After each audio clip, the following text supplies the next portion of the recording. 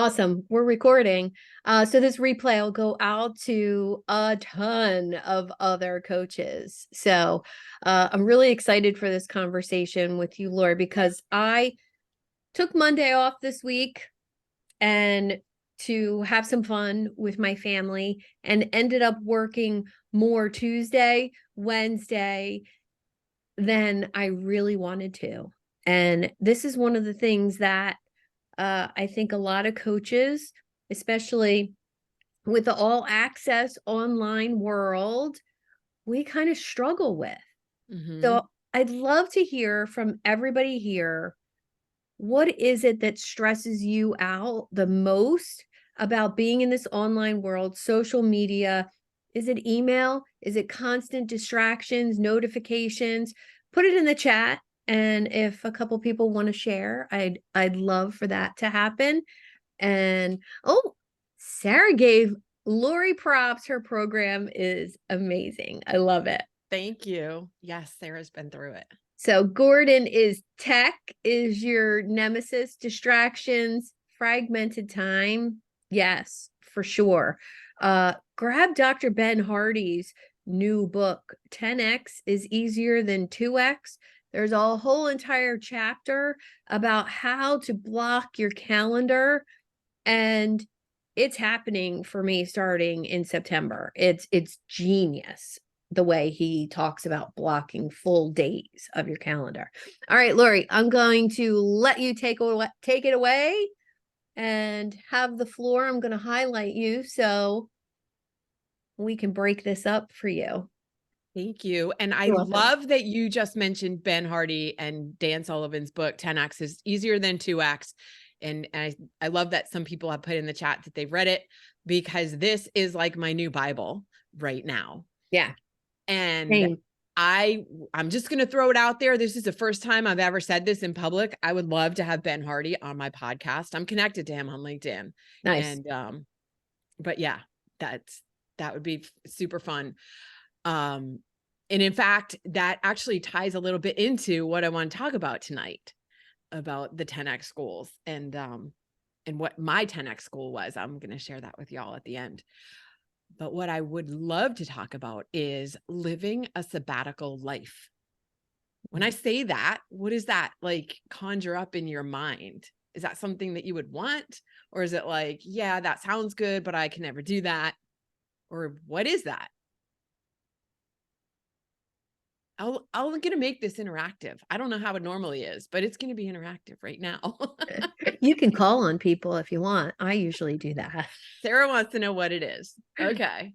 All right. Well, let me tell you a little bit about how I even came up with the whole concept of living a sabbatical life. All right. So it was exactly a year ago this month, that I took a month-long road trip sabbatical with my 19-year-old cat. And the way I got to this point where I felt like I needed a sabbatical was that, probably like a lot of you, I was doing all the things all the time, and I was not seeing the results that I would have expected to see from the amount of work that I was putting in. And so what was my initial solution to, hey, what I'm doing is not working? It was, let me do more of it. It's not, yes. Anybody else can relate to this? What I'm How doing many is, of us have done that? I mean, honestly, it's madness. it is madness. And it's really common with people who are high achievers, who are growth minded. And we've been programmed since birth to believe that hard work equals success. So if I'm not seeing the success, I think I don't really like the word should, but if I'm not seeing the success I would have expected from my efforts, let me work harder, because that must be the answer. Because that's what I've been taught is the answer. That's what's been programmed into my mind as my belief. That's the answer. So consciously, you can go, you know what? Maybe I don't need to work as hard. Maybe I need to take off a day like Suzanne did on Monday. But your other than conscious mind is still telling you, yes, you can take off a day, but you're going to have to make up for it on Tuesday and Wednesday. You're going to just have to work harder. All right. So here's where I was. I looked at I started having some conversations that kept coming up that people were taking off the entire summer or taking off. One person I talked to, this was kind of the last straw. I talked to this woman and she was celebrating having just sold her house and she was about to go on the road in an RV and just travel around and work from wherever. And I was like, okay, am I the only last fucking person in the earth who's not taking a sabbatical this summer? And I decided I was going to do it. And so the question I started out when the idea first came to me in May was, I can't do that. Like, I have too many things to do. There's no way I could take off a month or much less a whole summer. And Brene Brown had actually written an article about this in, I think it was May of last year, about how she was she and her whole team were taking off the 14 weeks of the summer. But by July, the question I started asking myself was, okay, what needs to happen for me to be able to do this? And so I'm encouraging you to ask yourself different questions when you're faced with something that you're like, well, there's no way I could do that. I mean, they could do it, but I can't do it. So start asking the question, what needs to happen? Who do I need to talk to? What do I need to know? The different questions instead of, I can't do that, or how can I do that? Even the how question, from what I understand, how is not our domain. That's the domain of the universe. So asking different questions around, what can I do to help make this more accessible to me? Yeah, Sarah says the most she's ever taken off is 2 weeks. So then I started asking what needs to happen. And I had this 19-year-old cat who needed sub-Q fluids twice a week because she had kidney disease. And so what was I going to do with her? And the long story short, I talked to my animal communicator friend, who I've also interviewed on my podcast. Great interview with Bridget Baker. And she said she would rather be with you than anywhere else. And I thought, okay, well, I guess Panther's coming with me then. And the rest of the trip was kind of planned around, where could I go with her, that I could take her, what friends would welcome us into our house with her, and the hotels and all of that stuff. And I took off the entire month of August and went on this road trip sabbatical. Now, here's what happened, because I allowed myself to allow things to happen instead of trying to force them, instead of trying to push a rock up a hill every single day. I allowed ease and flow. The irony here is that my phrase for 2022 was ease and flow. I wasn't allowing it up to that point, but that was my word, or my phrase. So I'm on this sabbatical, visiting friends, doing fun things, just taking off and having fun. And two of the biggest business opportunities to ever cross my plate showed up. One of them, I was literally sitting on the beach, and somebody sent me a message through LinkedIn. Because, all right, I was still checking LinkedIn because I'm in the habit. I have my phone with me. Yeah, again, like, how did this happen? Because I was in this state of allowing. And I'm not going to say it's easy to get there, but you have to let go of what you know now that feels so familiar, even if it's not working for you. Let go of it and trust that something else is going to show up. So let me circle back to how the whole concept, the whole phrase of living a sabbatical life. While I was on this sabbatical, I had lunch with a friend. My ultimate destination was South Florida because my dad lives down there and I wanted to be able to see him. And then I ended up over on the Gulf Coast of Florida on Anna Maria Island. Oh, I shouldn't even say where I was because I don't want everybody going there, but it was Anna Maria Island. I'm going again next week. I'm so excited. Where was I going? Oh, so I had lunch with a friend who lives down there, and he said, I feel like I already live a sabbatical life, like in his daily life. And he's an entrepreneur. He owns an art gallery. He's a writer. He's written books. He's got stuff going on in his life. He's not retired. He's not sitting around doing nothing. And he shared with me what he's doing to feel like he lives a sabbatical life. And you also do not have to live in South Florida to have this. He gets up in the morning, has breakfast with a friend, or does something, fun in the mornings, and then he works. And then he said he takes off at about 2:00. He shuts everything down and he goes and spends time with his wife, or he goes to the pool, or he goes to the beach, or whatever. He just finds ways to recharge. This is the word, recharge, because it's not just about relaxing. You can relax in front of Netflix, but you're not actually recharging your battery. And so he goes and does something that's recharging for him. And then maybe, if he feels like it, around 7, he'll come back and do maybe an hour or 2 of work if he needs to, if he feels called to, if he feels inspired to. This is the key word, inspired to. And then he's refreshed when he gets up in the morning to come back to it. I think one of the things that many of us do is we work, because I got to just answer this last email or get this last thing out. And then it's 10:30, 11 o'clock at night. We're still on the computer answering emails. We shut it down. We go to sleep. We wake up, at 6:30, 7, whatever, and we're right back into it. And there's no time to recharge. I mean, think about if your phone battery was on low battery mode, right? Like 20%, and you just went, or even if it's dead, okay, let's say it's completely dead. You throw it in the corner and you go about the rest of your day, your evening. You don't wake up in the morning and expect it to be back at 100% battery, right? No, it's impossible, but we expect the same of ourselves.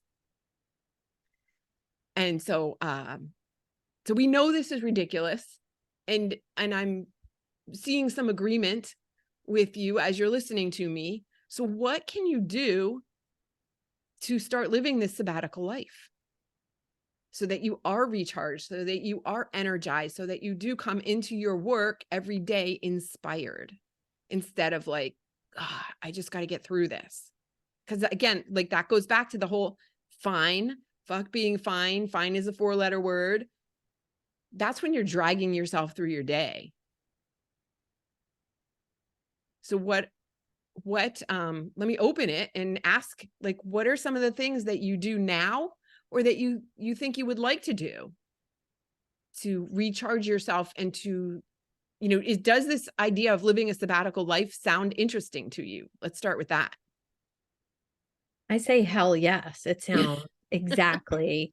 And I would say within the past 2 years, changing the boundaries around my email, around digital time. This is my only nighttime event every month. This is it. This is the latest I'm ever on the computer, which is super helpful. I would also say the boundaries around the email thing. So everybody knows if you email me, I only check email once a day. So don't expect a reply until the next day, most likely, right?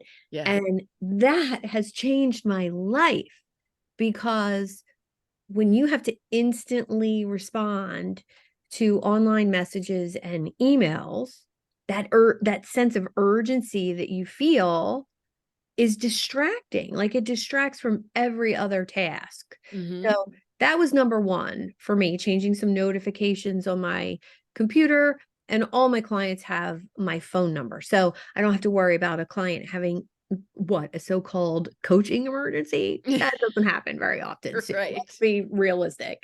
So I think that was more my adjustment. And once you have those boundaries, I don't know about anybody else, but nobody's ever fought me on my boundaries because they're mine. Yeah. Yeah. I remember hearing, I'm not a big fan of Dr. Phil, but one thing that I remember hearing many years ago from him is that we teach people how to treat us. And when you set boundaries, you're teaching people how, like, you're setting the boundary. I'm not available after this time, or I'm only going to respond between these hours. You're teaching people how to connect and relate to you. Mm-hmm. I love that. Love to hear from some other voices. If you want to just unmute, this is totally interactive here. Go ahead, Gordon. I was going to say exactly that, Lori. We teach people how to treat us, right? We have this. I shut all the notifications off on my phone. So if I know I'm expecting a call, I'll turn the ringer back on. But it's never on. It doesn't buzz. It doesn't ring, like nothing. Because as soon as we hear, it's like Pavlov's dog. We hear the ring. Oh, I gotta check my phone. I gotta check my phone. It's like, no. Wait. So, I know if I get a call or a message way late at night or middle of the night, it's an emergency from somebody, because they all know, hey, and I learned it the hard way by my body shutting off after 30 years of doing exactly that and chasing that bone and chasing that bone. And now I'm fiercely protective of my time and my energy, where I spend it, who I spend it with. I don't spend, I try not to spend with vampire if I can help it. But once you get protective of that and you start to do self-care at a really high extreme level, your life gets better. Everything's get more streamlined. It doesn't get easier necessarily, but it does get more streamlined. And now that response, that like Pavlov's dog, it's not there anymore. It became a thing where if we forget our kids, we go to the grocery store, we forget the kids, no big deal, they'll be fine. But if I forget my phone, if I'm almost at the grocery store, I'm going home, because right, we're just so dialed into that. But Yeah. Yeah. Congratulations on doing that. I do the same thing. My phone is almost always on silent, and it drives me crazy when I'm sitting or I'm somewhere with a friend or somebody who has their phone constantly buzzing and going off and all these different sounds and notifications. I'm like, oh my God, turn it off. I can't, it's not even my phone and it's driving me crazy. Well, I forget, I don't know if maybe somebody remembers the study that was done about having a conversation over coffee one-on-one with somebody else. And even if your phone, not your phone, the other person's phone is on the table upside down and it vibrates or moves or notification, it interrupts the flow of the conversation. Even for the person who it's not their phone. And that really struck me. I was like, oh, so now I'm paying attention to the person next to me's phone. That's distracting my attention. Not acceptable. Yeah. I think that is actually, the person is letting you know that the phone is more important than you are. The conversation that may happen coming in is actually more important than the conversation that is in front of you. And I think that's a signal that we're telling people all the time when we have our phone out. It's like, I know you're important, but when my phone rings or a text comes in, that's going to take priority. And it's really, it's sharing something about the person we're talking to. If we're really into listening to that person, we should put away the distraction. I'm guilty of it too, so I'm not pointing fingers, but it's just something to be aware of, that that's a major, insight as to the value of the person we're speaking with, I think. I agree. Sorry, we used to do a thing where we would say to somebody, and when we were in groups, bigger groups, anybody that touches their phone pays for the bill. And then nobody touched their phone. Love that. Yeah, that's awesome. Harry, I was going to say, I agree with you.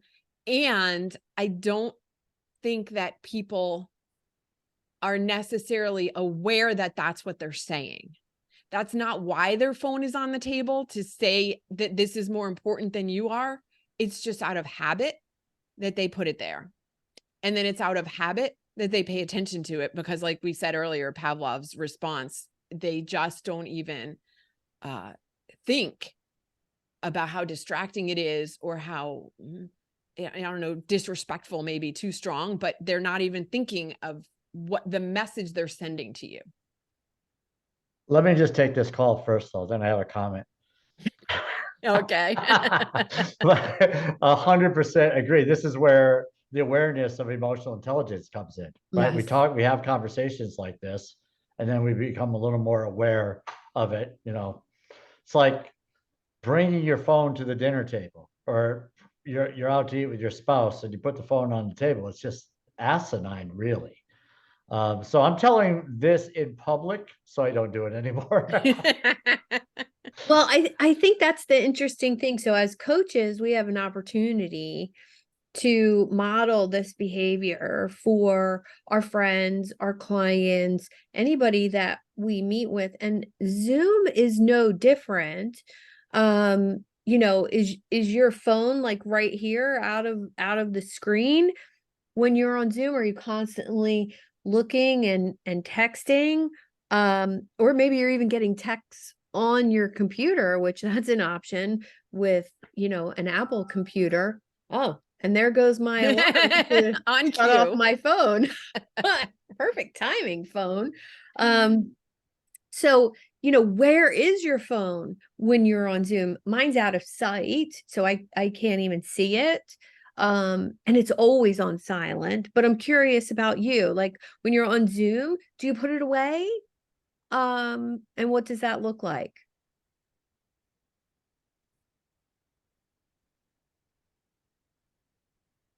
I put mine away. And I do have it on vibrate only because I have kids and in case there's an emergency at school. But I generally don't answer it unless it comes through a couple times Mhm. and then I look. But that's the only reason mine is even on vibrate is because I have kids that if there's an emergency that need to be able to get a hold of me. Anyone else? I'm one of the ones who's guilty of my phone is, it's right here, Mhm. right here all the time. The one thing I have started doing, I used to use the alarm to wake me up every morning. And I started not taking my phone into the bedroom. It just stays in the office all the time. It Excellent. doesn't go into the bedroom. Go ahead, David. This reminds me, it all kind of comes down to prioritizing things. We've had cell phones for, I don't know, 20 or 25 years, whatever it's been. But I remember years ago, before cell phones, going into an auto parts store and walking up to the counter and going, I'd like to buy this water pump. And they could go, sure. And he starts to ring it up and the phone rings and he puts my water pump down, grabs the phone, ABC Auto Parts. Yeah, now on the batteries, and he goes into this like long conversation about batteries, and I'm here to buy it and pay money. I have to wait while he's talking to somebody who may or may not be a customer. And so it's how we prioritize things. And it's even, I was thinking as people were making comments, I've had a couple of times with friends of mine that started looking at their phone so much during coffee. I just walked out. I just left. Screw it. Your little phone has become more important than anything else. And so why did the phone become the number one thing? Because it's just freaking rude is what it is when you do that. So some good comments about leaving the phones aside. Yeah, we're addicted to it. Apps and phones and colors and sounds and all of those things are made on purpose to give you a little shot of dopamine, which makes you addicted to it. And if you want to figure out how addicted, my coach did this with me about 5-6 years ago when I worked with a philosopher. He's not a coach, he was a philosopher. He said, how many times a day do you touch your phone? And I was like, 5 or 6. And he said, right, I want you to count tomorrow how many times you touch your phone. It was 300 and something times. And all of a sudden I had this awareness that I'm way too attached to my screen time. So I'll challenge all of you with that tomorrow. Count how many times you physically touch your phone just to look at it or whatever. Yeah. Very enlightening. It really is. And I recognize it in myself as well. Like it's 2 miles to the gym. And how many times do I look at the phone? Every time I'm at a red light? Every time I am aware and I'm watching myself in the ridiculousness of how many times I have to touch that phone in that. I mean, it's 2 miles, but I live outside of Washington, D.C. It takes 15 minutes to get there. How many times in those 15 minutes I touch the phone? And you're right, it's addictive. So we can talk about this right now, but your brain is wired. And so you need to rewire the brain. Alicia has her hand up. Yeah, and also there's no mindfulness that's possible Right. if you're in that state, and you're always in a reactive mode, basically. And so you cannot just calm down and take heed of whatever you're doing and really get engrossed and do what you're doing 100%, because you're always, part of you is always listening for this thing. And I think that lack of mindfulness is really causing a great deal of anxiety and depression also in our society. Absolutely. I would agree with that. Yeah, totally agree, Alicia. It's a fragmented attention. And if that's what we're giving our clients, our friends, our family, it's really not serving us in that human connection department. Laura, you said something last time we talked that struck me about, the calm that happens when you're not attached to notifications and, oh, I have 400 emails, 16 messages on LinkedIn and da da da da da da da. You said something that struck me, and it's been months ago, and I'll probably not say it exactly how you said it. But taking a break from that actually takes 3 or 4 days for your brain to actually calm down and get used to not having that. Could you speak to that a little bit? Yeah, I don't remember exactly, but I think at the time I was reading a book. I'm gonna have to Johann Hari, Hari. What was the name of his book? Because he's written 3 of them. I'll look it up real quick, or if somebody wants to look it up, Johann Hari's most recent book. But he was talking about how he took 3 months, an entire summer with no electronics, and he went somewhere, I want to say Martha's Vineyard or somewhere like that, and completely disconnected, and went through, basically it's like you go through withdrawal, just like any other addiction. And Provincetown, yeah, okay. So, but his book, I think, was Stolen Focus. Yes, Why You that's Can't it. Pay Stolen Attention. Focus. Stolen Focus. Again, another fantastic book. And he talks about how we are addicted, how we've gotten to this point, which, as you mentioned earlier, Suzanne, is the whole intention of social media companies to create this, to distract us and take over our attention for their monetary benefit. There's a reason, and he talks about it in the book too, there's a reason why the people who have created all of this monstrosity don't let their own children have electronics. Yeah. But once you do this, once you allow yourself this gift, really, of not being tied to your electronics, you get your focus back. You become more creative. You become more productive. You become more, he talks in the book about how daydreaming, if you were in school, I never got in trouble for this because I was always paying attention. I did a lot. Yeah. A lot. There's a purpose for it, and it's extremely useful to allow your mind to daydream in helping you be more creative and come up with solutions and problem solve. But we don't have any of that anymore because we're never without the phone. We're never allowing ourselves time to daydream. And even if we didn't have the phone, as high achievers, we don't allow ourselves to daydream because that would be doing nothing. And that we can't stand for that. Yeah. We have to be always productive. My personal bugaboo is going to a park and hearing piped in music instead of the sounds of nature. That's how much we are, as a society, don't let us ourselves think, be with ourselves. We're constantly pushing sounds into the atmosphere to distract us. Yeah. Yeah. Yeah. And anybody have thoughts on why that is? Because I have some, but I Well, want to hear what other people the have. only one I could think of was because if you're listening to something, you don't hear your own negative thoughts about yourself. Yes, and you don't have to feel your emotions. Uh, You're distracted from feeling your emotions. I Mhm. was stunned when I started doing my podcast 2.5 years ago, about almost 2.5 years ago, 102 episodes ago. How many people of my guests talked about how they did not have emotions in their family growing up? They didn't even know what emotions were. Hmm. They weren't allowed to feel them. They didn't know they existed.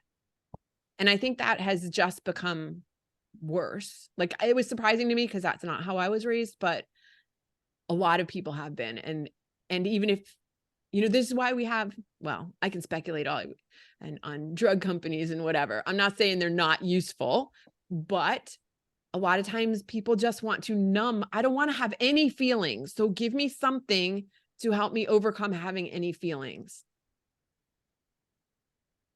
Yeah.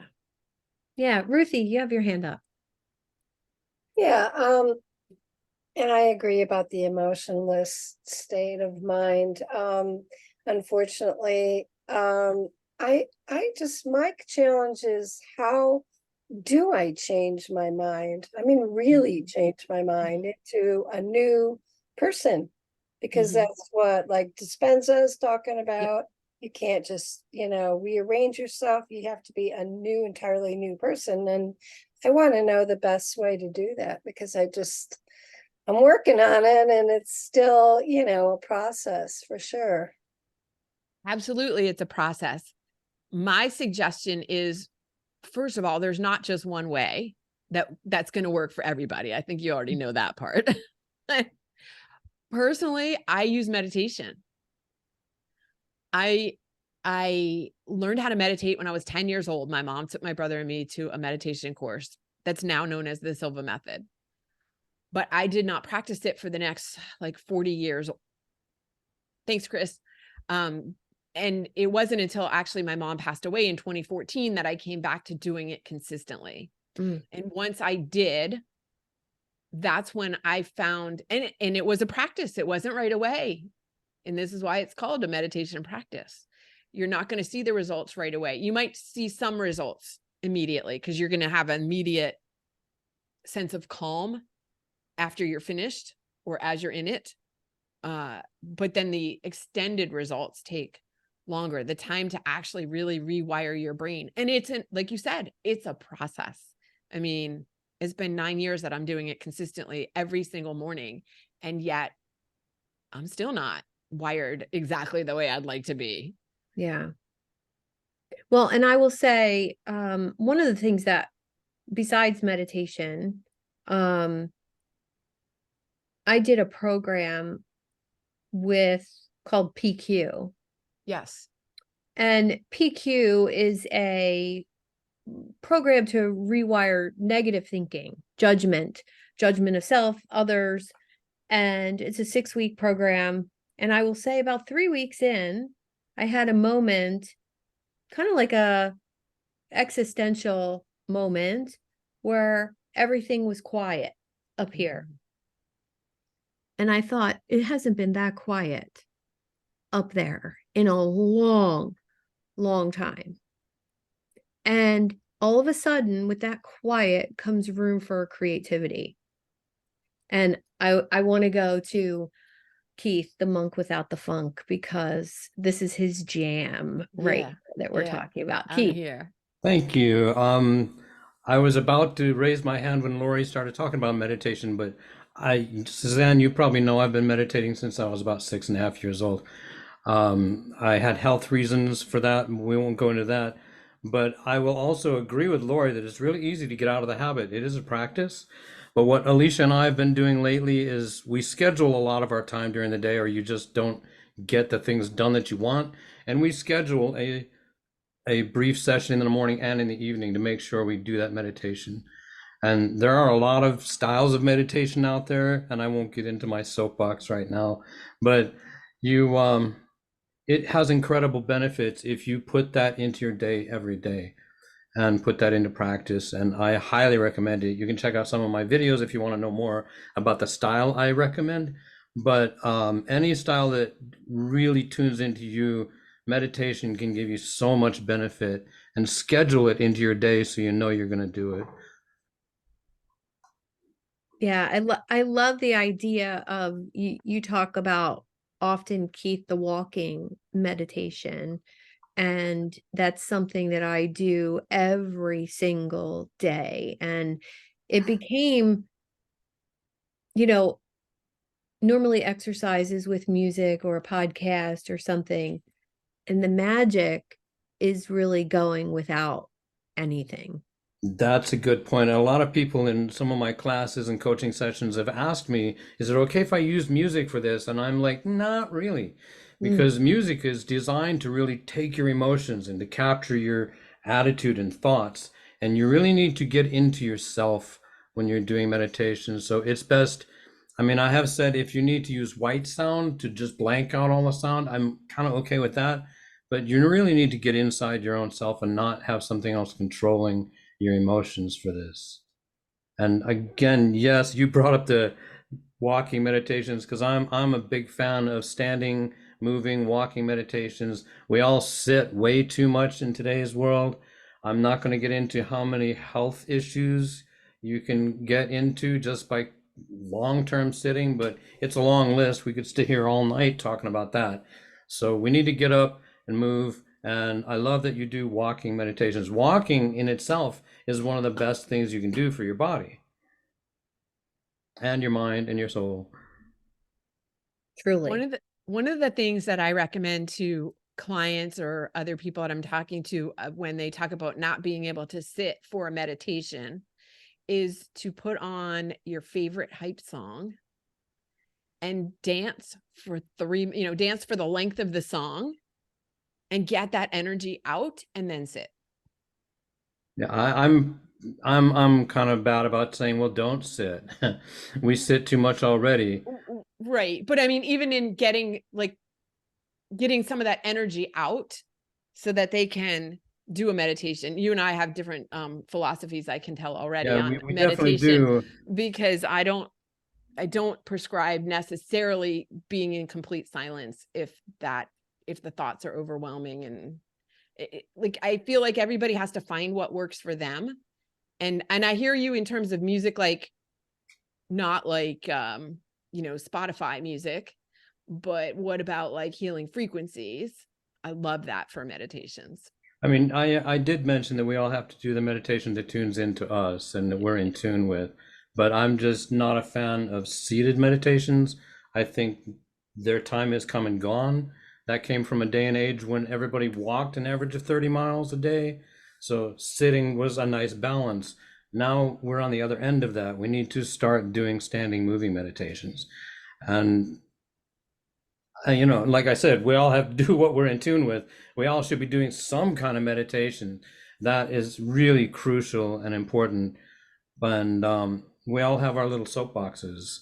Yeah. So Yeah, but that's the Okay. beauty of actually talking about it, is because we get these different insights. And who knew back in 4th, 5th, and 6th grade when I was getting in trouble for looking out the window at the trees blowing, and I could have just said, but I'm meditating. I didn't know. Although back then they weren't like, they would have been like, yeah, okay, I don't even know what you're talking about right now. Yeah, who is this hippie chick, right? Right. Anyone else have anything to add about meditation or Rewiring your brain? I mean, there's so many different things. There's hypnotherapy, there's EFT, which is tapping, there's like what am I thinking of? I mean, just breath work. Yeah, Gordon. being able to, I think that's part of what happened with COVID. People aren't used to being by themselves. And when everything gets shut off, all they can hear is the sound of their own voice going, you're not enough and you're not worthy. And who do you think you are? And that just overwhelms they don't understand. They can't be alone with their own thoughts. They're like, have you heard the crap that comes out of my mind? That's coming from somewhere. And when we get into a space where they say statistically less than 3% of the population does any kind of personal development, then when they can't be alone with themselves or can't learn to be alone with themselves, then they get angry and frustrated and then they lash out, which is where we've got all these, right? It's just if and Wayne Dyer had said, if we could teach every 5-year-old on the planet to meditate for just 10 minutes a day, within one generation, the world would be a completely different place. Just right. Anyway. Yes. Yes. Karen. Thank you. I would feel remiss if I didn't have an opportunity to say that another way to really calm the mind is through fairly rigorous physical activity. And as a health optimization coach, you can see this is not a screen. This is my place of work where I have my squat rack and my bike and all my free weights and so forth. And years ago, I've had many health calamities in my life. Sepsis, a heart attack that was unexplained, cancer, a concussion where I had to learn to walk again. I mean, it just goes unbelievable. So I'm like Rasputin, and I just keep bouncing back. But I found that I loved long distance running many years ago. I used to do long distance cycling. I'm an endurance athlete. And when I guess I first put my foot into a really strength program when I was 62. I'm going to be 66 in a couple of weeks. So I've been doing this for 4 years. I found the magic of heavy strength training and what it can do for a person. It requires intense focus. And so you really get into a state of flow. Once you get the hang of like, well, what am I actually doing? And what is it that I'm doing correctly so that I'm safe? But it's just, it's a godsend for many, many, many people.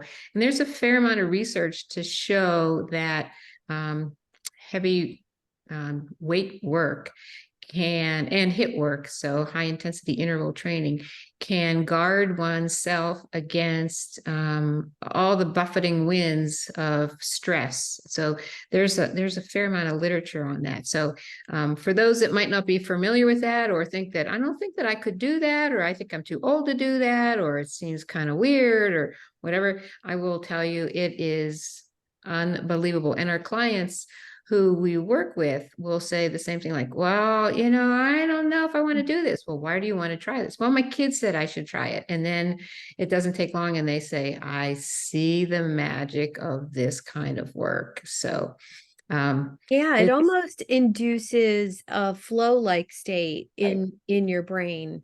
Even strenuous cardio exercise. When I used to teach spin classes, it was the first time I experienced flow, and I didn't know what flow was back then. But when I learned about flow, I was like, oh, that's what that was. So your physical ability, you're challenged to the point of your ability. And then something happens within your brain that you cannot think negative thoughts about yourself or other people. You can't ruminate about, you can't worry, because everything is focused on your physical performance. And there's something, I'm getting goosebumps right now on my whole entire body, because it's totally magical when it happens, because it's a freedom that you've never experienced before. And thank you, Karen, for saying that you could do it with weight training, HIIT workouts, I did it with spin classes. I do it now with walking, for 10 miles at a clip.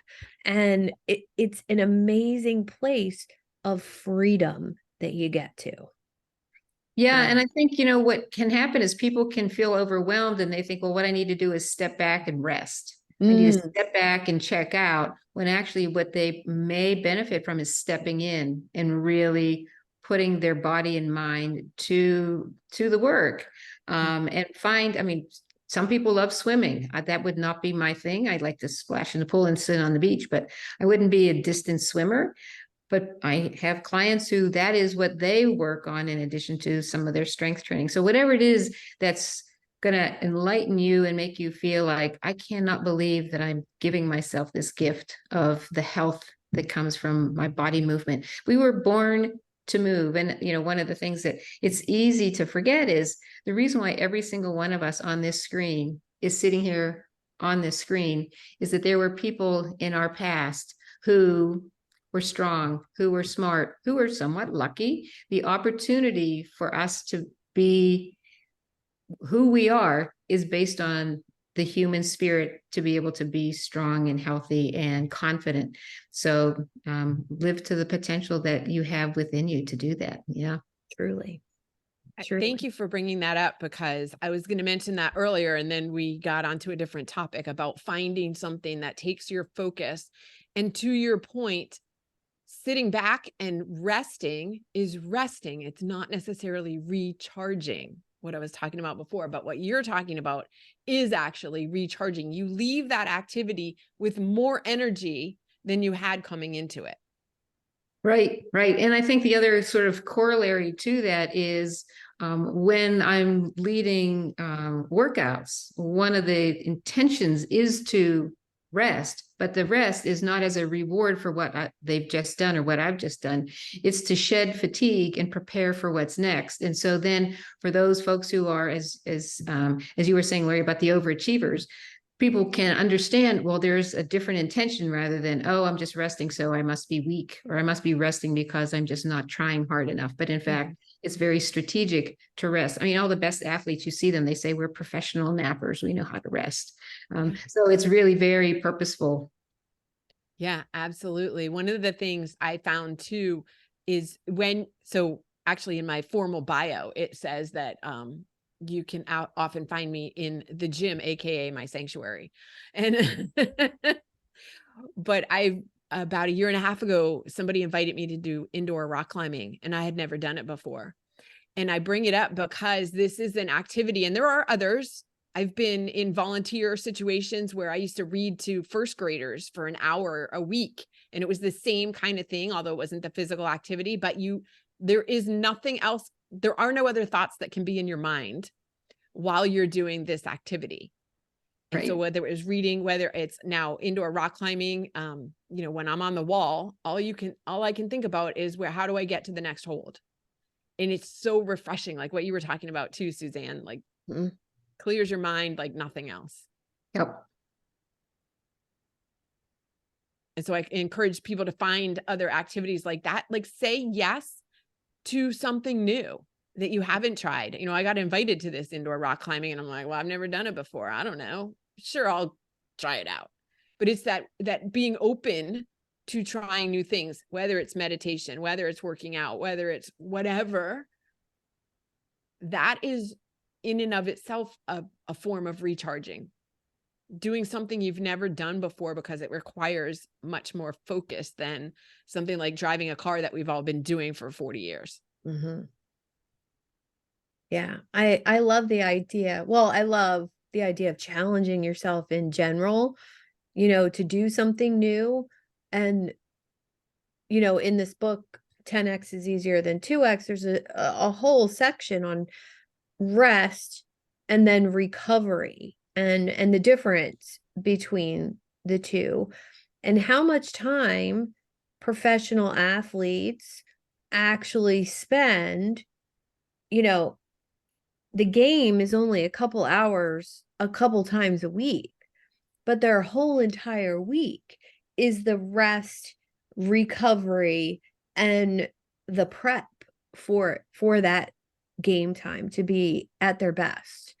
And I would argue any profession, especially ones where you work for yourself, the same is important. We can't continue to burn candle at both ends, be on every single social media platform, doing videos, doing a podcast, doing emails, doing networking. Like, it's impossible. And even the most successful financially coaches, consultants, online entrepreneurs, they do not do all of those things.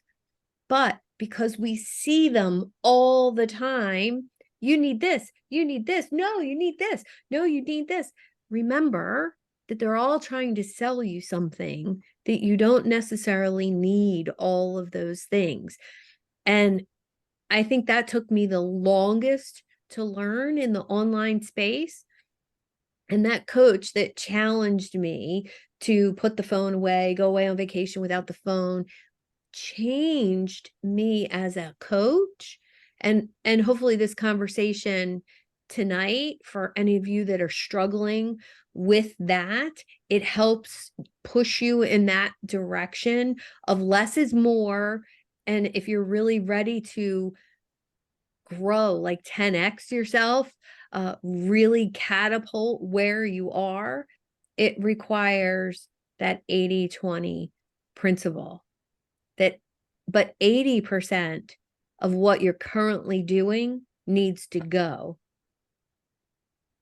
Yes. Yes. And I would invite you to consider the idea that it is critical to your success to take that time to recharge. You know, we often think I'll recharge when the work is done, when I'm finished doing all of these things, these 19,000 things that are on my list. When I'm done with those, then I'll recharge. This is where our thinking is a little bit misguided, but it's because we've been programmed. Our brains are wired this way, that it is critical to take that time in order to be more productive, to be what you want to be ultimately in the first place. More productive, more achieve more requires you to take the time off. Yeah. Well said. Well said. Any questions for Lori? We're getting close to 8 o'clock and I like to do takeaways from today, but any questions before we do takeaways? And of course, Lori, put your contact info in the chat. Okay. And if you guys haven't connected with each other, please do that. Put your contact info in the chat. Make sure you're all connected to each other. It's a wonderful, supportive community here, the Idea Lab and the group of coaches. All right. The only question I have, Lori, is if we have a client that is struggling with these things, how can we send them over to you and have them learn more? LinkedIn, email, what's the best way? So I just put my LinkedIn and my website Awesome. in the chat. So either one of those ways are the best way to reach me. And then, I'm always posting. LinkedIn is my preferred place to hang out on social, although you will find me on Facebook in groups and in this group too. So that's the best place. I'm always like, send me questions, whatever. Happy to help, whether you're sending me a client or not. I don't care. I'm Awesome. all in for helping people. Yeah, she is. She walks her talk. Thank you, Lori. Thanks for having me. You're so welcome. All right. You guys know me. I like to do takeaways on these things to seal it in. Harry, what's your takeaway? I will not give up riding my bike because of guilt. Nice. So I'm going to get back into the bike more often. This has been great. Super helpful. Thank you. Awesome. Alicia, takeaway. Oh gosh. Basically, this is the third time this week that I've heard 10 times is easier than 2 times. Uh-huh. So, okay, I have to get it at this You have point. to get it. You have to get it. Yeah, it's the best one I've read in a long time. Gordon, before you go, take away. Just the 80%, 80-20, it's always 80%, right? And I had done a lot of stuff last year to sort of set myself up, but there's some things, there's a good hunks of that stuff that I have to let go and then redirect into the 20%. Awesome. Susie, take away. That I have a lot of work to do. Mm, I have a lot of recharging to do. awesome. I like how you rephrased that. Good catch. DGB, take away. Many good takeaways as always, but one that stands out is meditation. Regardless of what type you do, just do it. Excellent. Nancy, take away. Yeah, mine is also reinforcing my commitment to meditate, which I do. Excellent. Daniel, take away. Commitment to exercise. Oh, all right. I'll get after you on that one. I walk for 2 hours every morning. You can join me and we can talk business. I'm still mind bending around 2 hours, but what time are you out the door? 6:30. Okay, that's probably late for me. If I'm going to get exercise in, it'll probably be 5 or 5:30. All right. Oh, I'll you leave guys are earlier. killing me. I'll leave earlier. All right. Keith, take away.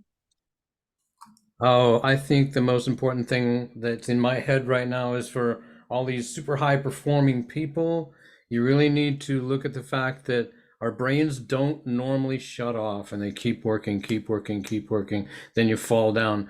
What Alicia and I finally did just recently that I posted it in the chat is that we realized this and we made ourselves start playing with Legos every night at the end of the night because it shifts our brain focus into something fun, something not necessarily work related or making money related, but it kind of helps us calm down. So look for something fun at night and program it into your day. I love that. I love that. Karen, take away from today. That there may be some of you interested in some of the upcoming 2-week fitness challenges that we run. There's an app that if you're interested, I'll give you the app. We have done 2 weeks on how many steps you want to commit for. We have done how many squats you want to do in a week. We have done how many minutes of cardio at zone 2 or higher. And we have done push-ups. So people make a commitment for themselves. There's no competition across anybody, but it often is a good way for people to go, oh, if I got in there and got support and have some camaraderie, in case I can't make the 5:30 a.m. walk with Suzanne, then that's just an opportunity. We have people from many places that join us. So if you're interested, do you do that in a Facebook group or how do you? No, we were approached by an app developer and we've been doing beta testing for the app and providing feedback, and they're adding features and so forth. And it's just been lovely because people, they can, drop messages in, pictures, videos. We give some inspiration and some, some guidance if people want that. But it's just been great. You get on the screen, what you'll see is you see your face. And then if you say you committed to 100 minutes in a week, when you get to 100 minutes, there's this little blue ring that closes and you get a trophy. You get a little trophy for bag. some dopamine. Excellent. Yeah, it's just lovely. And so there's also, it shows the group. So in the group step challenge, we had 12 people who completed it. And in 2 weeks, we went over 1.1 million steps. It was really impressive. So when people say we can collectively push our collective goal, that's just a really magic moment. So. Oh, that would be really fun. Let's connect and see how we can make a step challenge happen in the Idea Lab community. I think that sounds like absolutely fun. We'll do that. Yeah. Okay. Because I like competition, and David and I compete often on how many steps when we talk. We're like, how many did you do? Oh, I was at 14. How many were you at? So I like that little bit of competition.